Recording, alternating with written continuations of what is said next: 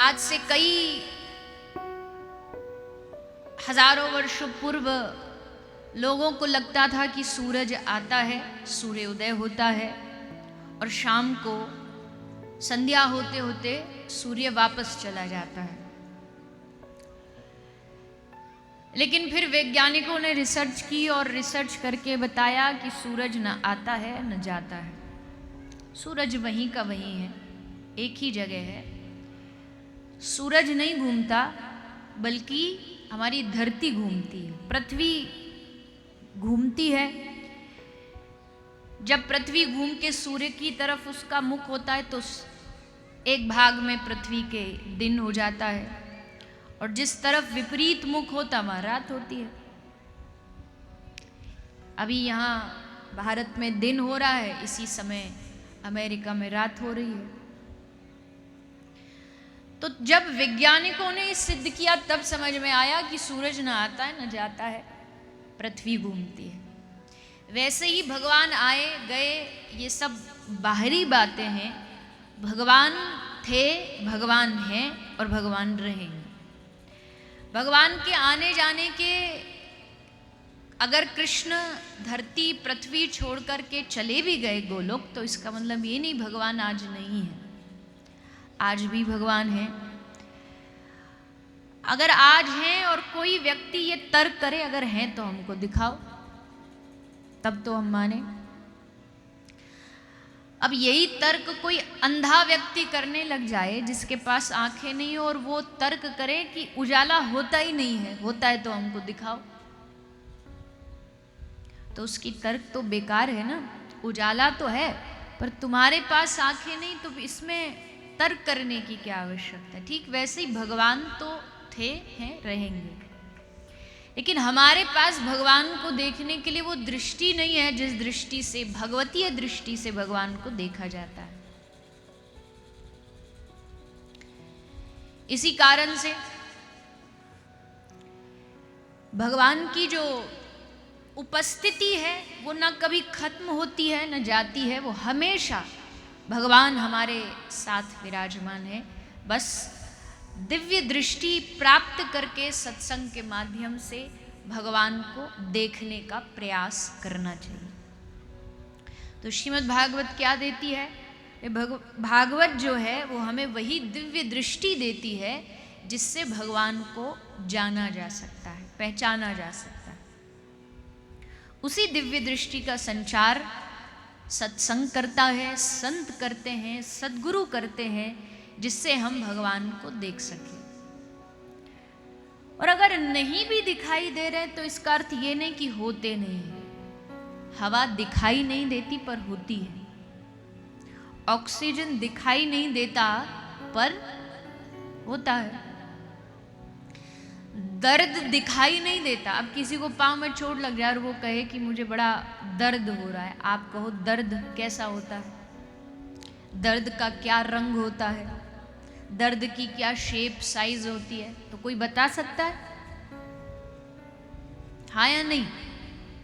नहीं। क्यों? क्योंकि दर्द एक फीलिंग है, एक इमोशन है, एक भावना है। वैसे ही भगवान भी एक भावना है, दिखते नहीं पर महसूस होते हैं, अनुभव होते हैं। अनुभव उनको कहीं भी किया जा सकता है, यहाँ बैठे बैठे भी किया जा सकता है। आप भीतर जो श्वास ले रहे हो, हर श्वास के साथ कौन आपके भीतर जा रहा है? हर श्वास के साथ भगवान ही वायु रूप में आपके भीतर प्रवेश कर रहे हैं।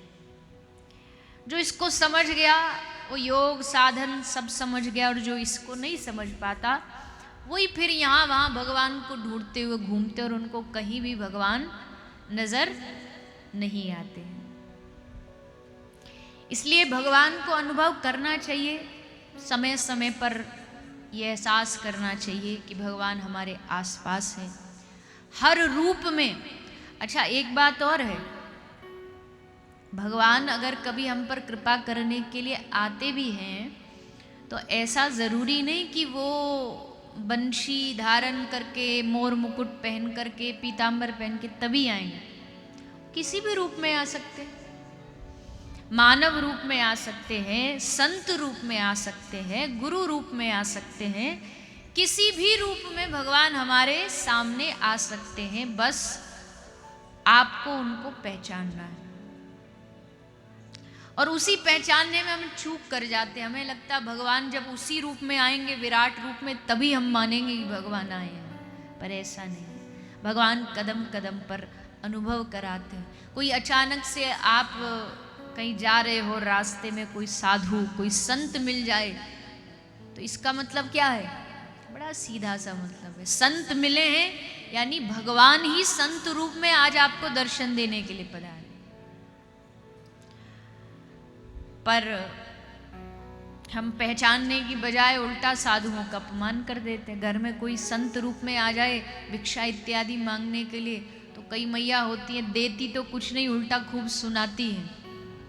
अरे बाबा जी बन जाते हो, खाने पीने के लिए कुछ है नहीं, हट्टे खट्टे हो, मेहनत कर नहीं सकते, कमा नहीं सकते। पर उनको ये नहीं पता कि साक्षात भगवान तुम्हारे पास आए परीक्षा लेने के लिए, तुम चूक जाते हो। इसलिए सावधानी जरूरी है।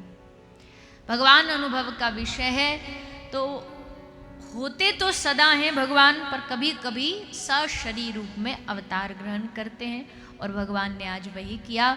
भगवान धरती पर लीला पुरुषोत्तम भगवान श्री बालकृष्ण लाल के रूप में प्रकट होते हैं। मथुरा में जन्म हुआ, सारी आगे की जो प्लानिंग है सब अपने पिताजी को समझा दी कि पिताजी हमको गोकुल छोड़ देना, योग माया को ले आना, कंस मामा मारना चाहेगा, योग माया हाथ से छूट जाएगी, और हमारा बचपन तो गोकुल में बीतेगा, फिर हम आएंगे, फिर आपकी रक्षा करेंगे, सब समझा दिया। और वैसा ही हुआ। श्री वसुदेव जी भगवान को गोकुल छोड़ के आते हैं और योग माया को वापस लेकर के आते हैं। अब कंस को तो पता था कि देवकी का 8वां बेटा होगा, आकाशवाणी ने तो यही कहा था देवताओं ने, पर यहां हुआ उल्टा, बेटा की जगह हो गई बेटी। आया, देखा पुत्री हुई है, मारने के लिए आगे बढ़ा। आसपास के लोगों ने समझाया, महाराज वैसे तो किसी भी जीव को मारना ठीक नहीं, पर एक पुत्री को, एक कन्या को मारना ये तो महा अपराध है, एक पाप होता है, एक महापाप होता है। एक कन्या को मारना, इससे बड़ा पाप क्या हो सकता है? और उस समय तो एक कंस था जिसने उस कन्या को मारने का प्रयास किया। आज के ज़माने में भी न जाने कितने ऐसे दैत्य प्रवृत्ति के लोग होते हैं कि गर्भ में बेटी है, गर्भ में कन्या है, ये जब पता लग जाता है तो तुरंत जा कर के डॉक्टर के पास, साधन सब हो गए हैं आजकल, सब पहले से ही खबर मिल जाती है, तो पहले से जा कर के उसको नष्ट करवा लेते हैं। महापुरुष कहते हैं, संतों का कहना है, संतों की आज्ञा है कि जो एक कन्या की हत्या करता है, जिसको भ्रूण हत्या कहते हैं, जो एक पुत्री की, बेटी की हत्या करता, उसके अगले 7 जन्म बिगड़ जाते हैं। 7 अगले जन्म तो कभी खुश नहीं रह सकता। केवल यही जन्म नहीं खराब हो रहा, अगले न जाने कितने जन्म खराब हो जाते हैं। लेकिन फिर भी, और पता भी है लोगों को, ऐसा नहीं, किसी जीव की हत्या करने से कितना पाप होता है या ये क्या कोई नहीं जानता, लेकिन उसके जानने के बाद भी अंधे बन जाते हैं। बेटियों को, पुत्रियों को बोझ समझ के उनको गर्भ में ही मार दिया जाता है। गर्भ से जैसे तैसे अगर कोई बच्ची बच जाती है, तो जैसे जैसे बड़ी होती है तो संसार के कुछ कुदृष्टि वाले लोग, उनकी दृष्टियां उन कन्याओं को जीने नहीं देती, और जैसे तैसे वहाँ से भी बच जाती है। तो अंत में जाकर के जब उसका विवाह होता, ब्याह होता, to ब्याह में फिर जब ससुराल से दहेज के लिए उससे मांग की जाती है, फिर वहाँ उसको कष्ट और पीड़ा दी जाती है। ये भारत वो देश है जिस देश में सबसे ज़्यादा नारियों का सम्मान किया जाता है, और उसी देश में अगर नारियों के साथ ऐसा होगा, बेटियों के साथ होगा, तो फिर भारत देश महान कैसे माना जाएगा? सारे जहां से अच्छा हिंदुस्तान हमारा। कैसे हिंदुस्तान हमारा अच्छा? हमारे हिंदुस्तान के संस्कार हमारे भारत को अच्छा बनाते हैं। और उन्हीं संस्कारों को, उन्हीं संस्कृति को, उन्हीं परंपराओं को अगर हम मार डालेंगे, नष्ट कर देंगे तो फिर काहे का मान। तो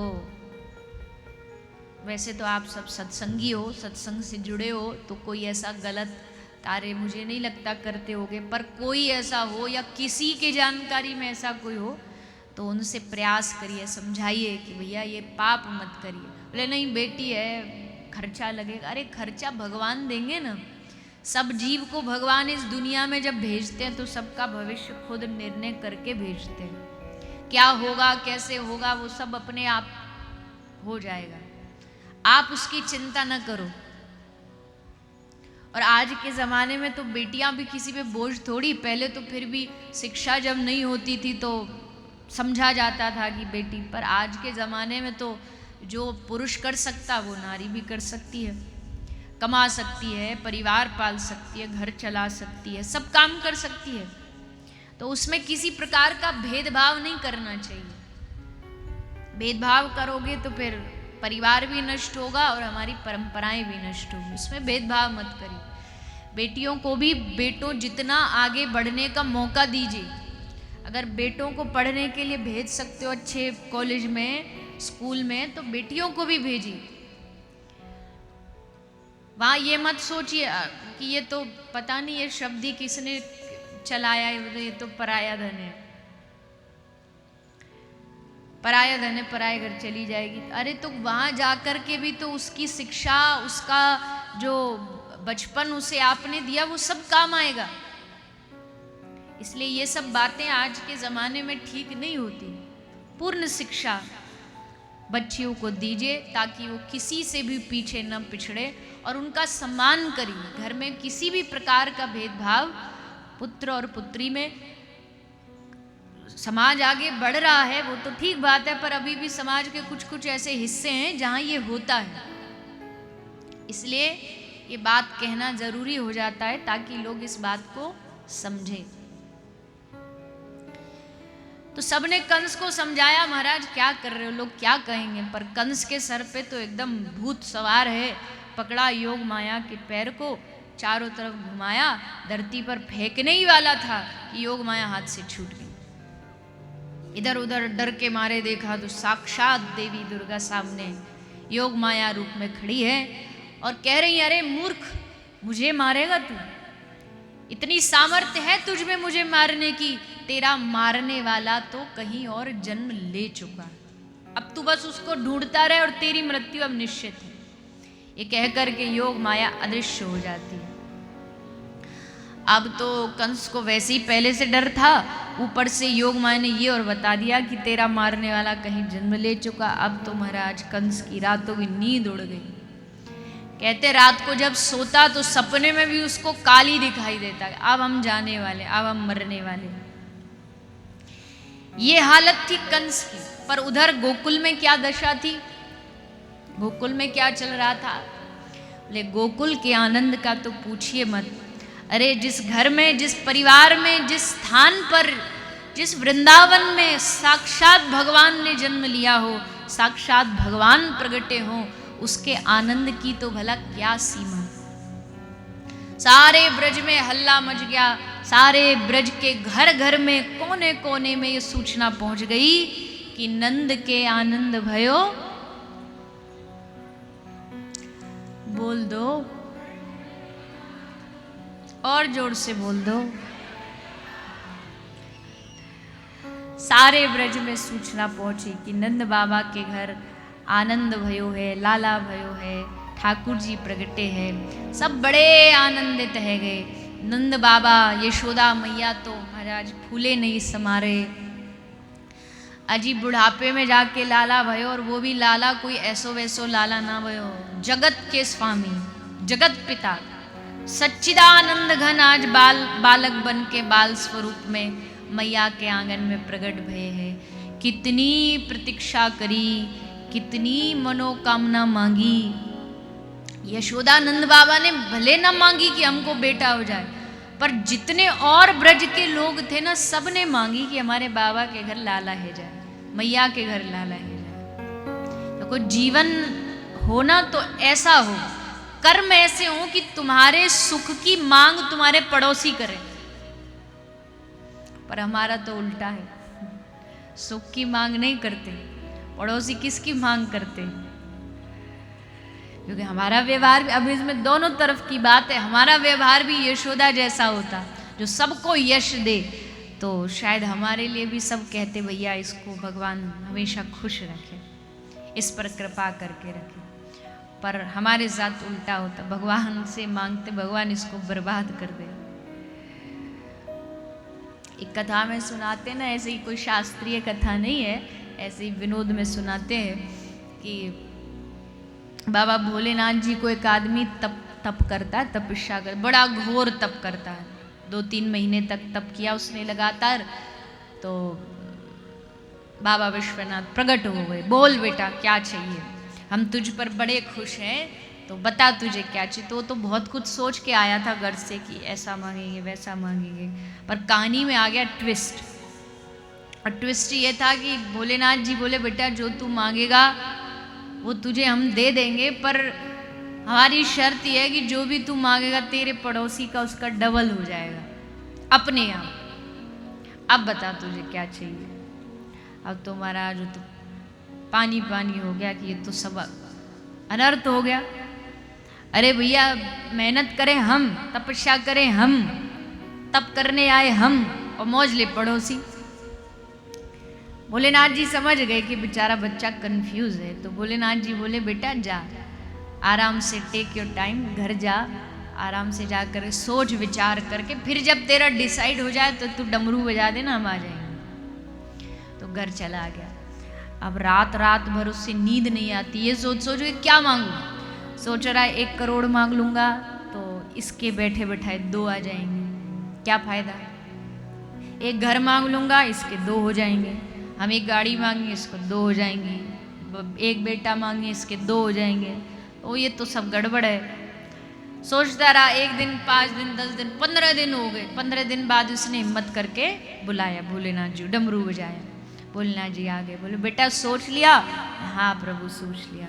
पक्का वाला सोच लिया? हाँ। अब वापस टर्न घूमेगा तो नहीं? बोले नहीं नहीं हमने पक्का फाइनल। तो बता तो क्या चाहिए तुझे। तो हाथ जोड़ के बोला भोलेनाथ जी हम पर ऐसी कृपा कर दो, हमारी एक टांग टूट जाए, हमारी एक टूटेगी तो इसकी बैठे बैठाए की 2 टूटेंगी और हमारा काम पूरा हो जाएगा। भोलेनाथ जी बोले बारे कलयुग के जीव, मर जाएगा पर ईर्ष्या नहीं छोड़ेगा।